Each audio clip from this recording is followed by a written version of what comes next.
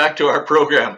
I'm your host, Kerry Southorn, and we really appreciate you stopping by today. And if you feel inclined to give us a like, we thank you for that as well. The three perspectives of a leader. This is really important stuff because what separates a leader from the pack is how a leader thinks and how a leader sees the world. So perspective number one, a leader takes the long view, not the short view. If there's a fallacy that afflicts people and organizations alike, it's what I sometimes call the fallacy of the here and now. The idea that things are going to continue on much the way they are today. What happens when the stock market crashes? Well, people sell out like crazy. Why? Because they think the market is going to stay down. And then when the market is rolling along nicely, they forget that it's also important to have defensive postures in place. So a leader should not be in a comfort zone in good times, nor have excessive worry in bad times. But I do have a word of warning. Although it's important to keep your mission and vision in mind so that you can have that long view, when it comes to effort and enthusiasm, you need to have a sense of urgency and a short view.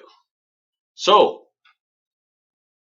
perspective number two, a leader has the whole view, not just a partial view. You know, there's three kinds of people. Those who just see parts, those who see parts of a whole, and then the big thinkers that see the whole picture. The year was 1666, and Christopher Wren was commissioned with the job of supervising the reconstruction of St. Paul's Cathedral in London after the fires there. And he came across three workmen, and he asked the first one, "What are you doing?" The fellow said, "Well, I'm a bricklayer. I'm laying bricks so that I can earn money and feed my family." The second worker said, "Well, I'm a wall builder. I'm laying bricks to build a wall." And the third said, "I'm a cathedral builder. I'm laying bricks to build a cathedral to the glory of God." You know, a number of years ago, my wife came to me and she said, "I want to completely redesign and renovate the living area of our house."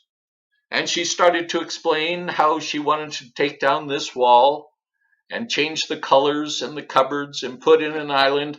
And I think she saw the look of despair and confusion on my face because all I could see was the parts. And she said, "Trust me, it's going to be great." And you know what? It was great. And it is great. Why? Because she saw the whole picture. So leaders, keep in mind that vision, that picture of the organization you want to build. Perspective number three, a leader takes the high view as opposed to the low view. You know, you have two choices and two choices alone as a leader. You can either win either way or lose either way. What's that all about? Well, if you give it your best, you work hard, you leave it all on the battlefield, you invest in your people, you conduct yourself and your organization in an honorable manner, regardless of the outcome, you win either way. And conversely, if you take the low view and are slothful, you walk over people, you give no mind to ethics or conducting yourself honorably, it's just win at all costs, guess what? Regardless of what happens, you lose either way. There was a poem found in the prison cell of a man on death row, and it was called "The Man in the Mirror." And it goes like this: when you get what you want in your struggle for self and the world calls you king for a day, Then go to the mirror and look at yourself and see what that man has to say. For it isn't a man's father, mother, or wife whose judgment upon him must pass.